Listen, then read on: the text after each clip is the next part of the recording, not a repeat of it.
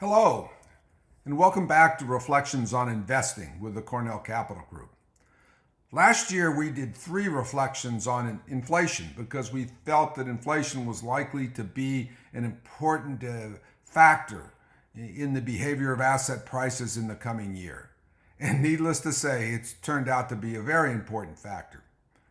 So we want to go back to inflation one more time, and in particular, stress the difference between relative prices, which are the engine that move a market economy, and inflation. First, relative prices. By a relative price, I mean the price of one thing in terms of another. Suppose, for example, that gasoline costs $5 a gallon and that a lunch at your favorite restaurant costs $20. Then the relative price of the lunch is 4 gallons of gasoline. And if, for example, Saudi Arabia was to increase its output and gasoline prices were to fall to $4, the relative price would no longer be 4 gallons for the lunch, it would now be 5. And these relative prices are what move a market economy. They're constantly in flux. War starts in the Ukraine, grain prices rise. These prices serve 2 functions in a market economy. One, they give information to producers and suppliers. And number 2, they are the mechanism that equate supply and demand. And they could not be more important. But inflation is something altogether different. Inflation is not a relative price. Well, in some sense it is, but it's a relative price of the value of the currency. And what we mean by inflation is a decline in the purchasing power of the currency. In this country, that's the United States. So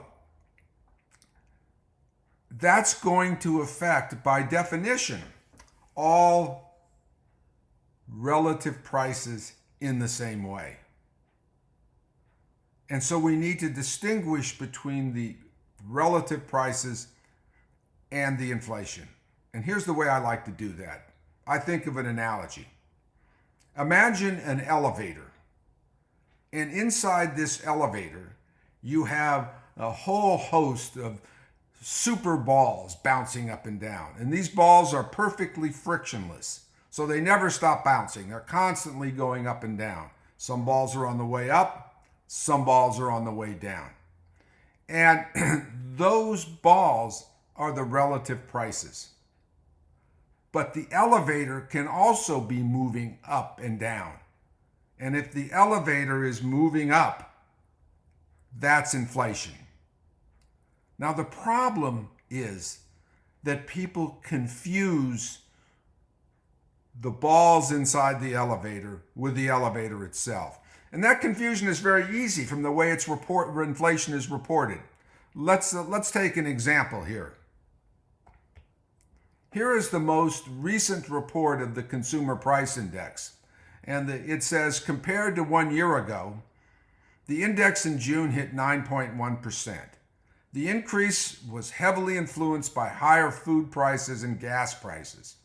Food prices increased 1% from May and 10.4% over the previous 12 months, while the cost of gasoline increased 11.2% from May and energy prices rose 60% over the past 12 months. Excluding food and gas prices, inflation increased 0.7% on the month and 5.9% for the year. This makes it sound like the gas prices and the food prices were the primary cause of inflation, but that's misleading. The gas and food prices have been important recently. If you think in terms of my elevator example, those are the balls that are on the way up. But they can change just like all relative prices do. And in fact, gas prices have fallen since this announcement. The balls bouncing inside the elevator cannot be the cause of inflation, which is the rise in the elevator itself. And I'll talk for a moment about what can cause the elevator to move. But before doing that, we have a problem. If inflation is the decline in the purchasing power of the dollar, how are we going to measure that? Relative to what? Well, the way it's done is relative to the average prices of a large number of consumer goods. That's what the consumer price index is. So when we say the consumer price index rose 9.1% year over year, what we really mean is the purchasing power of the dollar declined 9.1% year over year. And that would tend to push all prices up 9.1% together. That's the elevator. But all prices don't move that way. Inside the elevator, the prices are moving all over in response to economic forces and technology changes and so forth. Everything that drives a modern economy. So some prices in a particular month are moving up a lot, whereas others are not. That should not mislead you into thinking that those goods who happen to have their balls rising in that particular month were the cause of inflation. The cause of inflation was what pulls the elevator up. And what pulls the elevator up is almost exclusively two things: government, monetary, and fiscal policy. So, for many reasons, some politicians don't like to recognize that. They want to blame, for example, inflation on rising gas prices, and then maybe you can blame it on oil companies rather than yourself and your own administration. So, lesson number one, be very clear on the distinction between relative prices and inflation. And let me give you one more example of how nefarious this can be. This is an article from The Economist, which is one of the more sophisticated and accurate publications relating to economic issues. And it says here, putting it up at the Ritz, vacationing plutocrats are the true victims of inflation.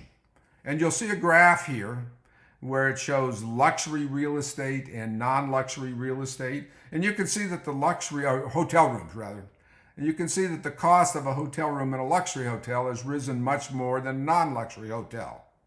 Fair enough.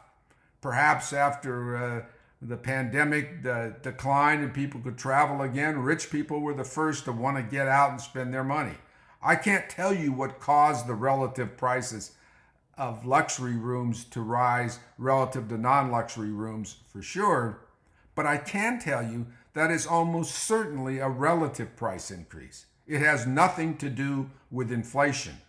Inflation would have been pushing non-luxury rooms and luxury rooms up at exactly the same rate, the increase in the consumer price index. That's the decline in the purchasing power of the dollar. And then other forces would be pushing luxury rooms up, just as other forces recently pushed grain prices up because of the invasion of the Ukraine. So, the lesson from this is to think very carefully about prices. It's so easy to confuse inflation and relative price changes. In fact, that conclusion was something that Nobel Prize winner Robert Lucas has stressed in his work, how easy it is to be confused. Every month, there's going to be something where the balls are going up. But if you try to fight inflation by, let's say, attacking gas prices, well, the next month it won't be gas prices. It may be medical care, or it may be education services. Every month it seems to be something else. So trying to fight inflation by grabbing whatever went up that month is like trying to hold water in your hand. And it's totally misleading because that's the balls within the elevator, not the elevator. If you become focused on individual price changes, you're going to be misled about this distinction. you'll end up being caught in what I might call the Rosanna-Dana theory of inflation, which goes, it's always something. If it's not one thing, it's another. But it isn't that. It's monetary and fiscal policy. That's what causes inflation. This has been Reflections on Investing with the Cornell Capital Group.